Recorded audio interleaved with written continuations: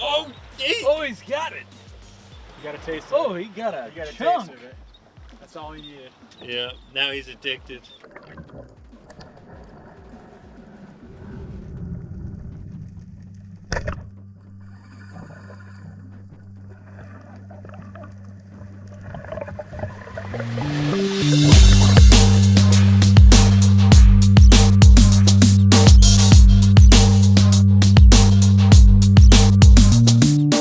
I gave myself a haircut this morning, and I think I may have butchered it. You know, all I had was a pair of scissors and a dream. Ever since COVID, I've been cutting my own hair, and I refuse to go back. So now I'm left with this. But we got something exciting going on today. Right now I'm charging up my dive watch. And you know what that means. Spearfishing. But before we go spearfishing, I gotta tell you about this video's sponsor. Can you tell what that is right there? That is a big old solar panel. This is the Fantic power supply box and the solar panel. And I'm gonna show you what it does. And then we're gonna take it offshore and hopefully put some fish on the box. In the box.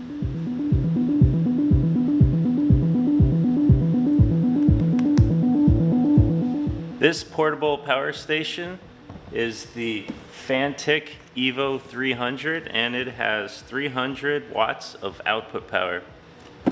It can charge a drone 5 times, run a fan for 5+ hours, charge your MacBook Air 5 times. It could run a mini cooler, run your lights, iPhones, cameras. And right now I'm actually charging 2 things. I'm charging my dive watch and I'm charging my mobile hotspot, which I bring offshore. Let me unplug this and show you guys the specs here. There's 3 ways to charge it. You can either plug it into a car outlet, so you can charge it on your boat or your car. The most popular way of charging it, I believe, would be right in the back. Plug this, and that goes right into your wall unit. That's probably the easiest way to charge it, but let me tell you the coolest way to charge it. You see this bad boy back here? This is a solar panel. This is the Fantic Evo Solar 100 portable solar panel, and it puts out 100 watts of power when the sun is shining. And here in Florida, the sun is always shining. The crazy thing is, I've plugged this into the wall and it charges at about 80 watts, and I've plugged it into the solar panel outside on a sunny day and it charges at 100 watts, or like 95 to 100 watts. So this is actually more powerful than the wall unit. 3 to 4 hours, you can have this thing fully charged from zero with just the solar panel. It folds in, gets real small, take that sucker anywhere. This unit is so easy to use, I haven't even read the manual yet, even though I probably should have because I'm making a video about it. But I didn't read the manual because it's so easy. You take your cord, you plug it into your solar panel, take the other end, and there is the solar panel input. Bam, shazam, and there we go. It's charging. The battery's already at 100%, so it's only going to charge when it needs to. So right now the input is only bouncing between 0 and 1 because it doesn't need to charge. It's a very smart device. It won't overcharge itself and it'll last a long time. You got 2 AC inputs. We're going to be using one of those later. And then we have our DC inputs. This unit's very straightforward. I don't feel like I have to go too much into details. It's also got a light in the back. The blinking is in SOS mode, you know, so when you're trapped on your boat because you ran out of fuel or something, you can put the SOS light on. Not that any of us have ever ran out of fuel. Speaking of fuel, I'm about to go run to the gas station real quick, get some fuel, put it in the boat. I'm gonna pack up this, put that in the boat, put all the spearfishing gear in the boat, and then we're gonna go spearfishing. My buddy Carson is gonna join us, and my new friend Donny might join us, not sure yet about that. And if you're interested in getting yourself one of these units, the link will be in the video description below. Got the jugs loaded up, time to fuel up. And damn, it feels good to be back in the Range Rover.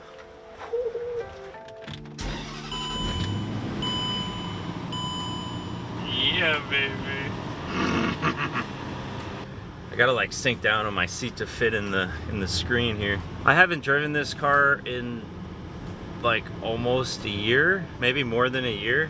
And I am so glad to be back in my baby. Ooh! it feels good. I know. I read all the comments. You guys are like, Range Rovers, those things are expensive. They have a lot of problems. They're expensive.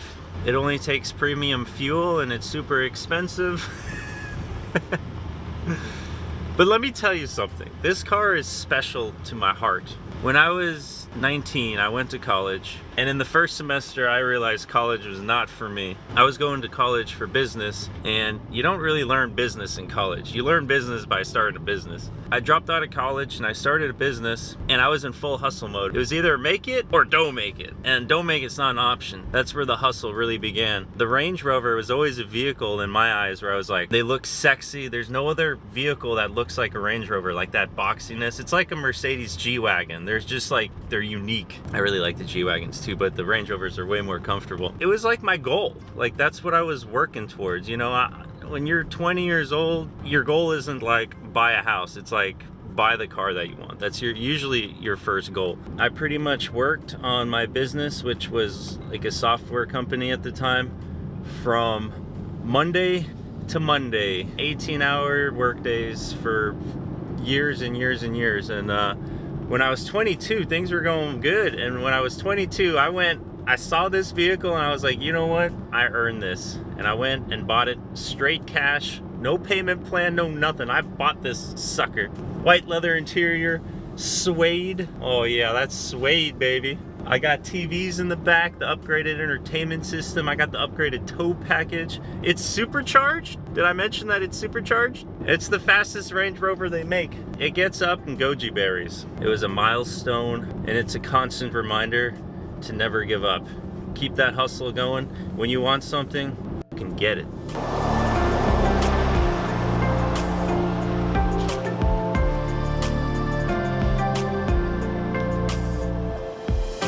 Alright, I got some gas, heading back home. She probably wouldn't have been that expensive of a vehicle to maintain, but one time I ramped her off of a dirt bike ramp, got her completely airborne, and when I landed, it blew out all the airbag suspension, and that was really expensive to fix. I sunk her in like 5 feet of mud. I took her to like a drifting track.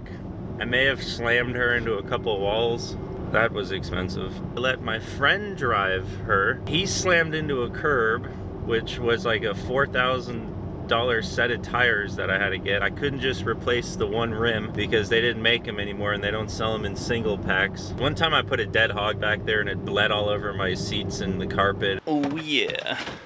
I was just driving and realized everyone watching this is gonna think I'm freaking crazy ramping it and sinking it in mud and stuff. I sank it in mud many times. Imagine you when you were 22. You're probably crazier than I was. All right, keep that in mind. Let's check the cooler, see what we're working with. I think I may have left some beers in here last time. What, that's it? 4 beers? I could have sworn we had like 224 packs left in there. I bet some kayakers came by and drank that. You see how bent this thing is right here? This is usually what some dudes would hitch onto my vehicle and tow me out of the mud on. Growing up in Florida, you know, when you go out to the something ranch, River Ranch, it's mainly just a bunch of dudes in really big trucks and everyone's just getting hammered. And they would see me come up and they're just like, bro, you ain't gonna put that in the mud. They're like, please don't put that in the mud. And I'm like, I'm going for it. And I put her right in the mud, all the way up to the engine. It gave everybody a good laugh. And I might not have had the biggest truck, but I damn sure always got the hottest girl. Isn't that right, Elliot? Yeah, he knows. El Fuelo is going into El Boto, and while we wait, I forgot to charge my dive light, but that's okay because my power box is charging it. That's the battery. This is the dive light.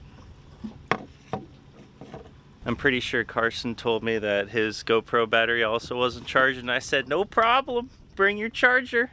I got the fanciest stuff ever. But seriously though, if one of these things is something that you can use, make sure that if you buy one, you use my link that's in the video description below, because that'll let Fantic know my viewers are happy with the product, they want it, and hopefully they'll sponsor another video. And if I don't shoot a fish today, you can hit the dislike button. I give you permission.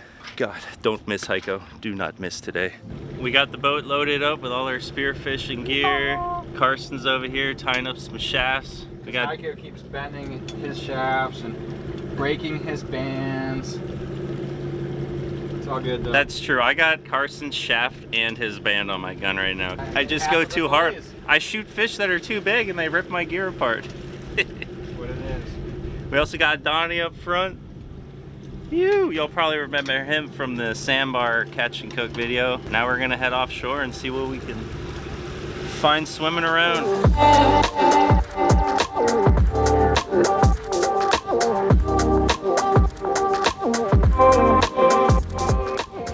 All right, a quick zip and a zap and we are out at our first spot. Carson's already gearing up before everyone because he wants to be the first one in the water because Early bird gets the worm. yep, first one and usually gets the big one. Second mouse gets the cheese. We're in 54 feet of water right now. We about to do some diving. Get ready to hold your breath. Yeah, we're gonna need to. Shoot a couple blacks with this spot and then go play in the shallow water. Just a couple blacks. Here we go. All right, I'll see you in a touch.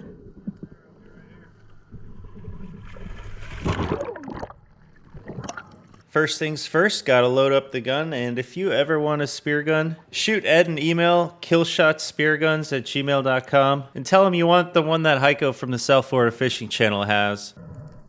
I got the new G1 solar watch from Garmin, which is a dive watch, and it's really cool because it's got this apnea hunt feature, and it'll tell you your depth and your bottom time. All right, first dive, I start going down, and I think I'm only going to 54 feet, but I actually end up hitting 61 feet here. When I get to the bottom, I'm gonna start grunting because I'm trying to get a curious grouper to come out of one of these holes.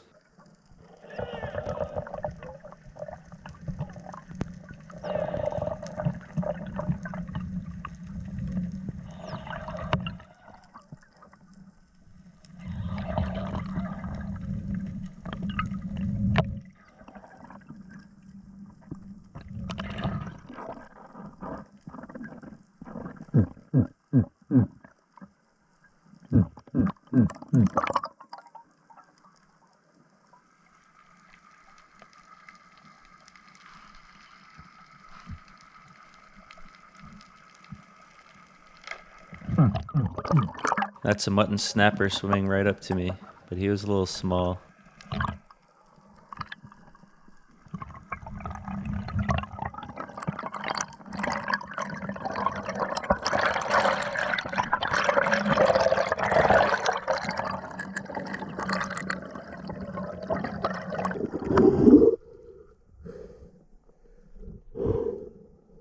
All right.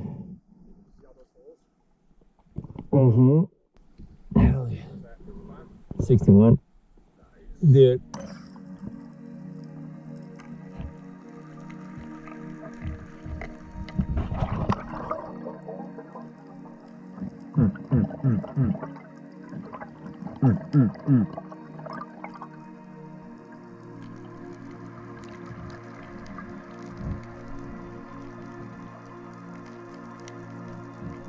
Sometimes when I'm sticking my head in these holes looking for fish, I'll have a moray eel jump out at me. That's always fun.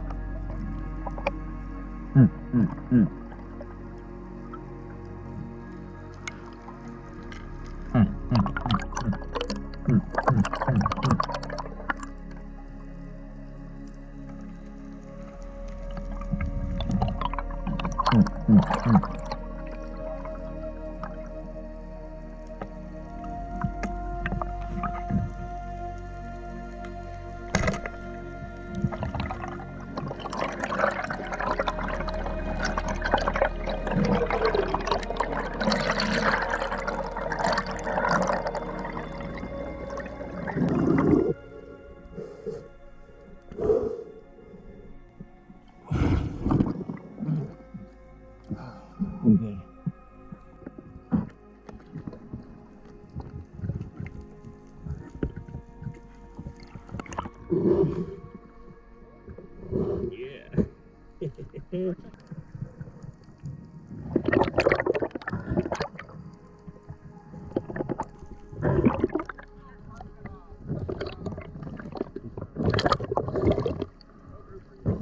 Just the yeah, pinch tail, you should be 12. Oh yeah. 14. Ooh! I was down 61 feet when I shot him.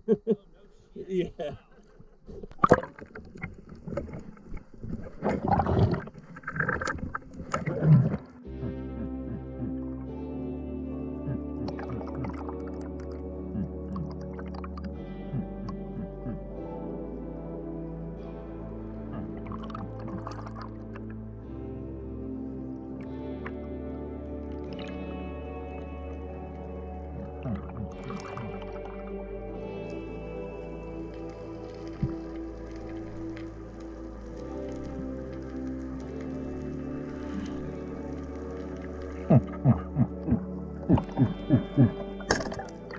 That fish perfectly avoided my shot with a sharp right turn.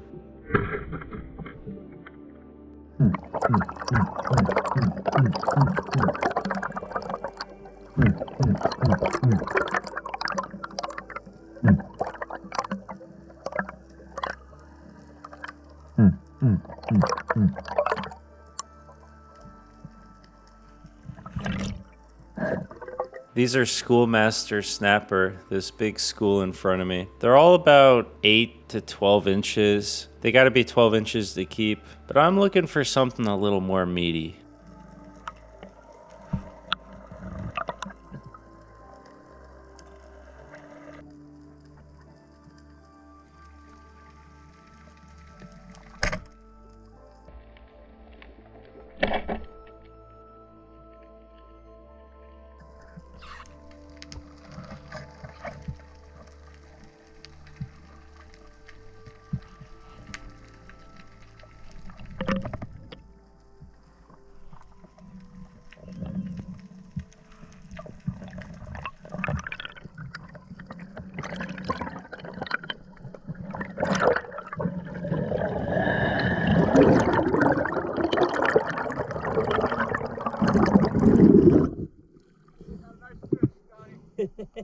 Yeah, baby. Yeah.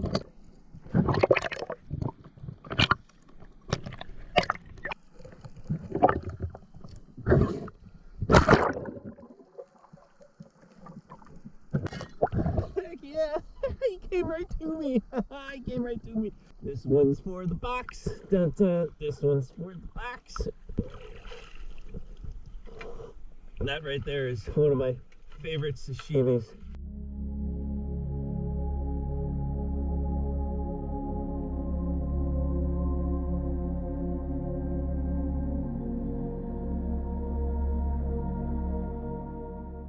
Here there's a nice Zero mackerel swimming in front of me, but he's swimming away from me and I don't have a flasher to throw, so I twitch my fingers around desperately, hoping to get him to turn around, but he never does. Another good little trick is to pick up some rocks and just flick them into the air around you. Let them fall down. Sometimes a big fish will see this and swim right to you to check it out.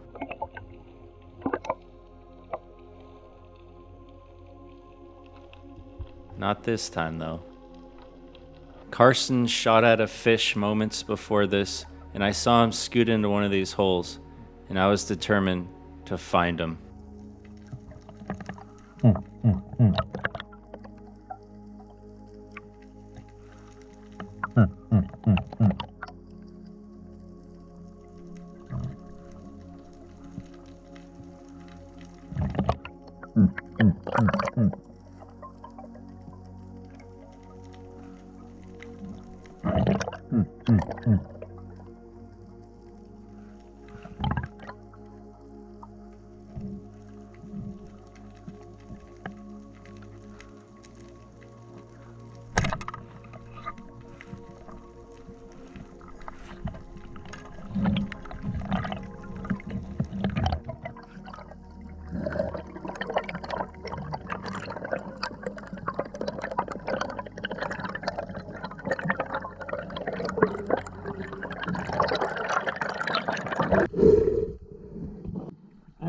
I found something you dropped earlier. To end the day, we move out of 60 feet of water and try something a little more shallow, between 20 to 40 feet of water, and we see some cool stuff.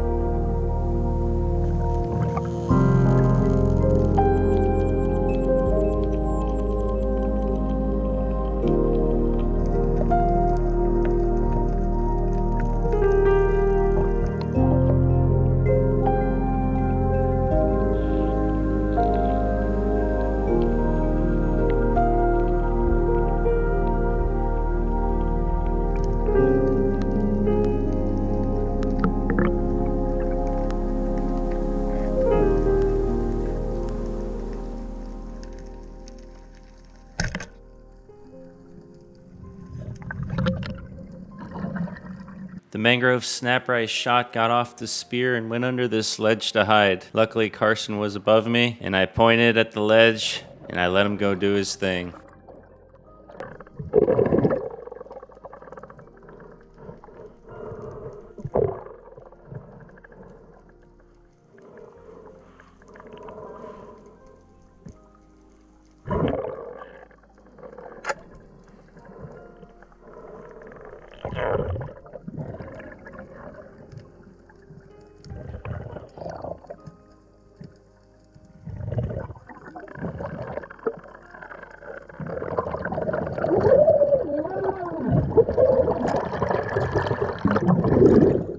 Nice!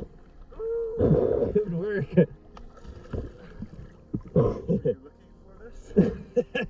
I was looking for that.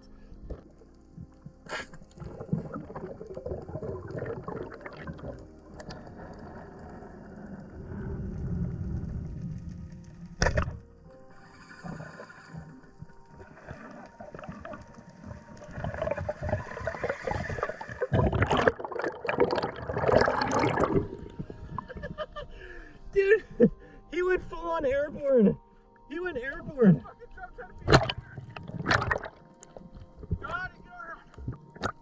He's laying on the bottom.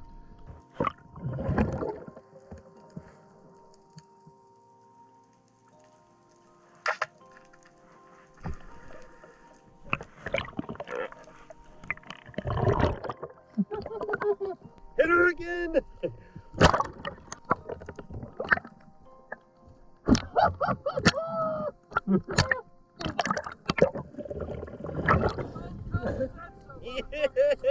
We all shot this barracuda, and it had 3 spears in it.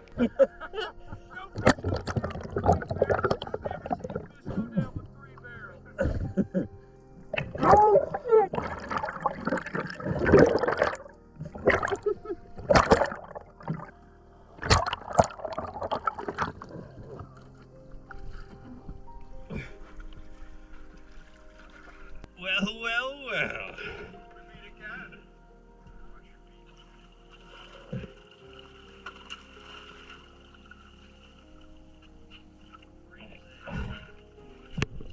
Oh shit. Watch your fingers.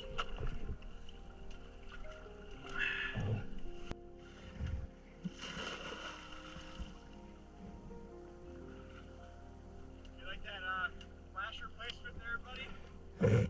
Dude, I looked back, I saw the flasher, and I was like, why'd he throw a flasher? I thought and then I just see the barracuda coming up to it. Alright, he's dead as a mother. Check this out, his heart is still beating.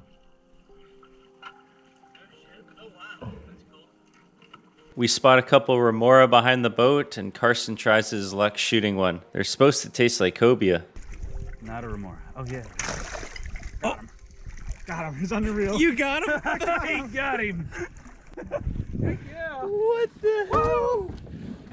We got some fish in the box, and now we're gonna have a couple beers and relax at our own little private island. Do a little swimming, a little chilling, and then we'll do some cooking. Geronimo!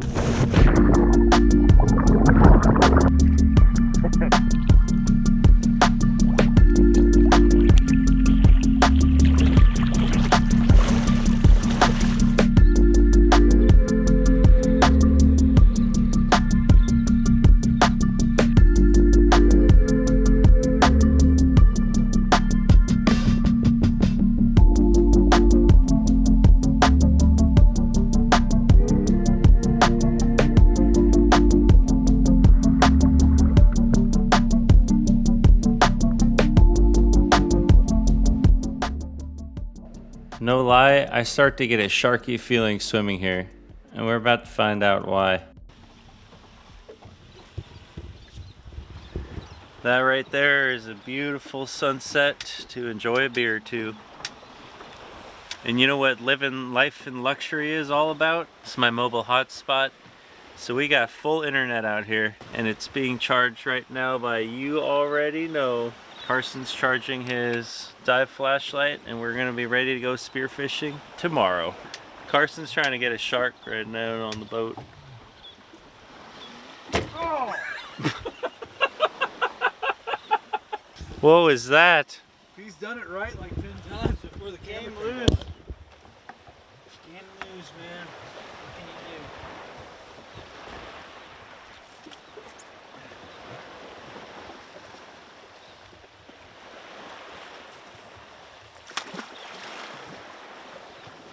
Wow, Sharky. We just had a huge shark swim by, so we're trying to get him fired up and come back to the boat. We just had a hammerhead show up. Big hammerhead. Where's he at? Pull it, pull it, pull it. Oh, oh. Oh, that's every bit of 8-10 foot. Oh,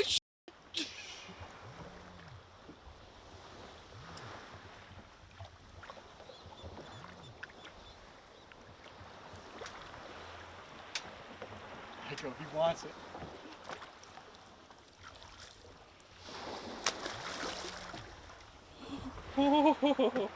He wants it, he smells it. Here he comes, here he comes.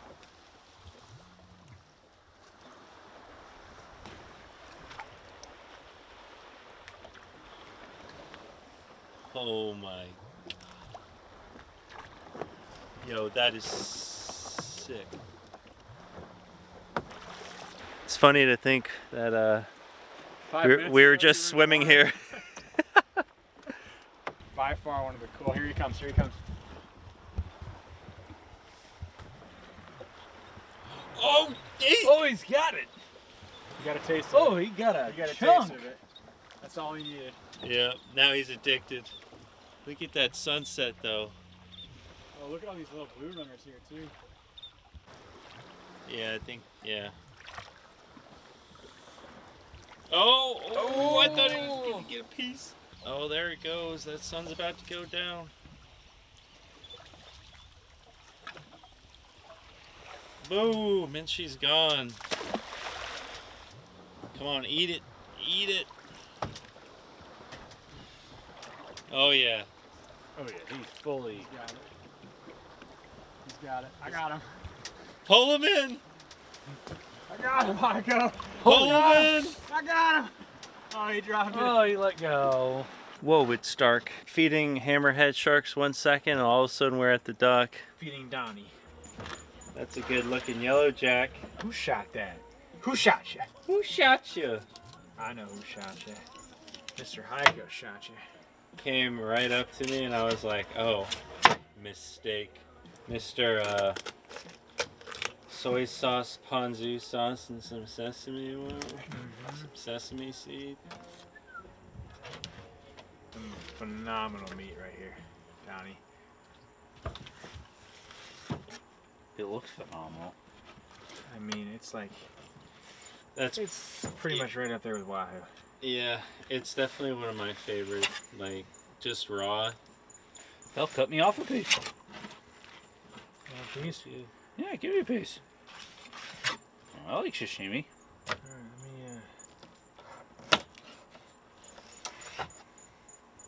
The thing about the yellow jacks is they have a pin bone that runs all the way down. Hmm.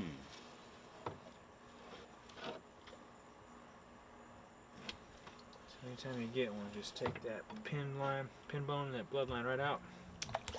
Usually like to take that inside and dry it off and clean it up, but if you want a piece. I want a piece. I feel like I should say, thank you, chef.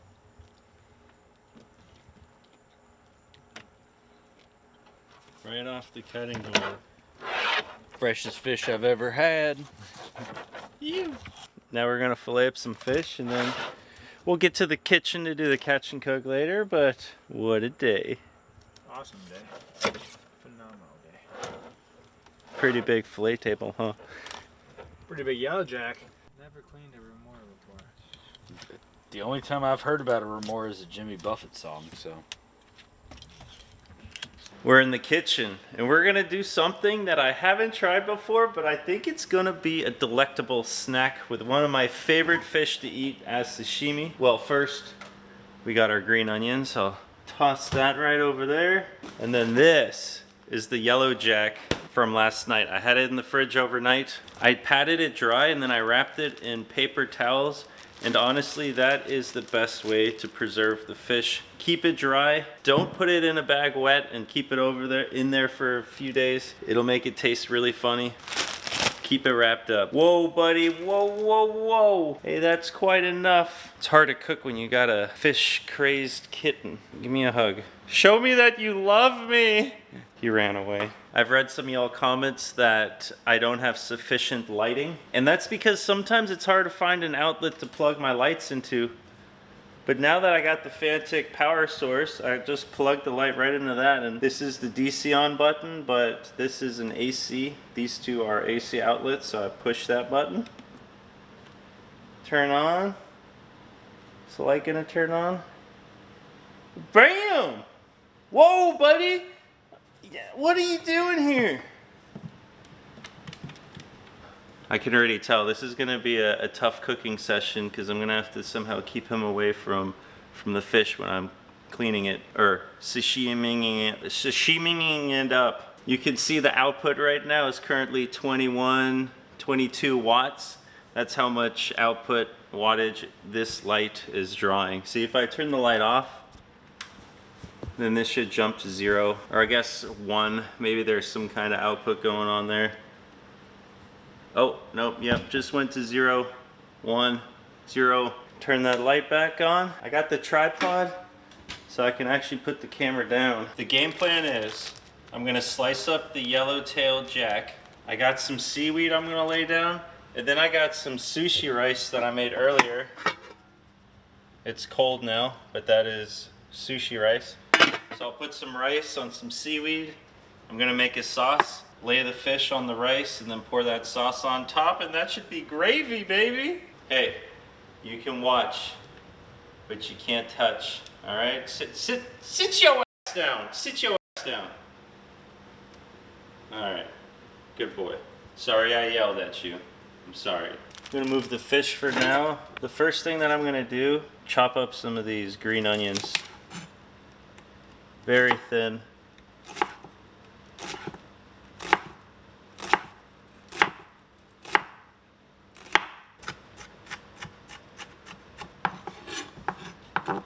Move that to the side. Now the next thing I'm going to do is make a sauce that we're going to pour over the fish. And that's going to consist of soy sauce, ponzu sauce, some sesame oil, and I was gonna squeeze an orange and a lemon into it, but I forgot to pick up an orange, so we're just gonna squeeze some lemon into there. I'll also just take a little handful dab of these and dab them in there. That is our sauce. It smells amazing. Now we're going to take out a piece of our yellow-tailed jack. Oh, look at how white and perfect that meat is. Oh, baby. It's my lucky day. Now I'm going to cut some nice slices out of this. Actually, I'm going to finish removing this bloodline here.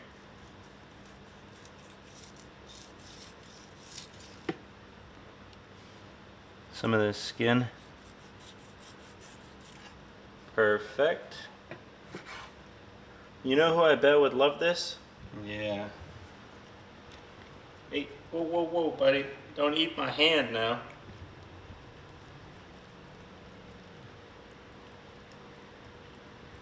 Just gonna cut it right down the middle.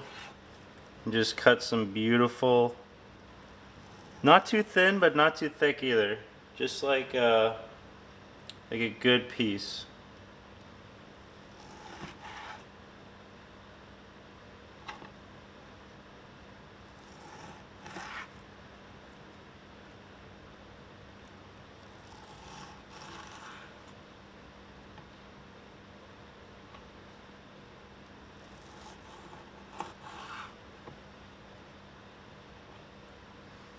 Yeah, baby, I'm showing the boys how it's done. Now we're gonna take some seaweed and cut a couple little squares with it.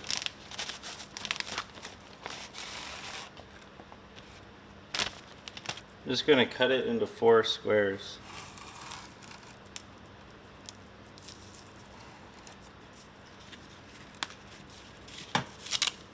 Oops.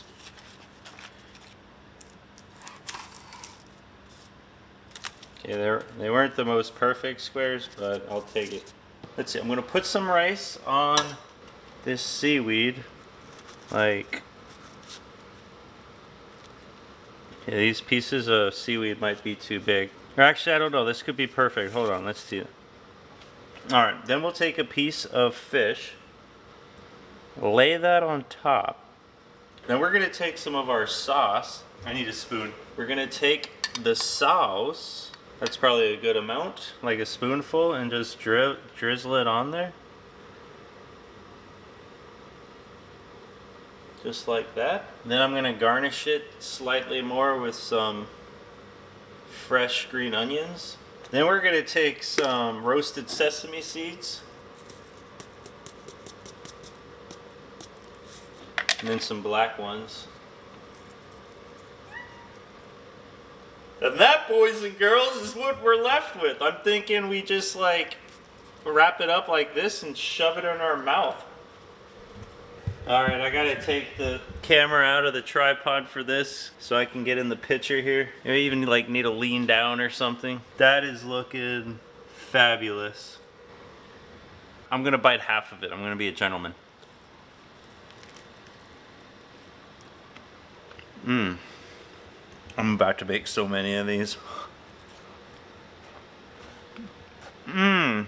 If I made this for some guests that come over, I think they would be like just blown away. I love the taste of the seaweed with the rice. And then the fish is like firm, but it's not fishy. It's like yellow jack is just the perfect sashimi. It's right up there with wahoo. And then the sauce is like a very citrusy, but also salty soy taste. Boom, baby! Woo! And the sesame seeds, in my opinion, are a must because they add a little crunchies in there, which are just so delectable. Great change of texture compared to all the other stuff, which is more like melty, soft, with a little crackle of the sesame seed.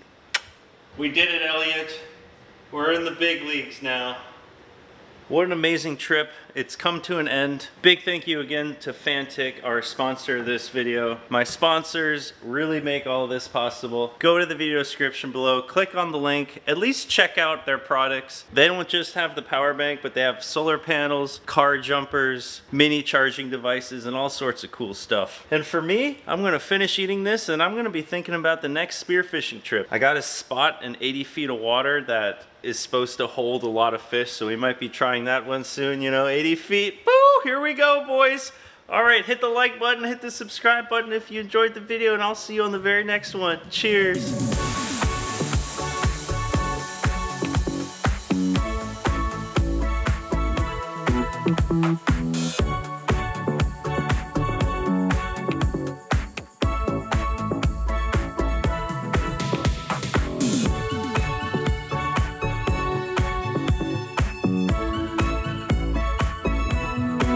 Thank you.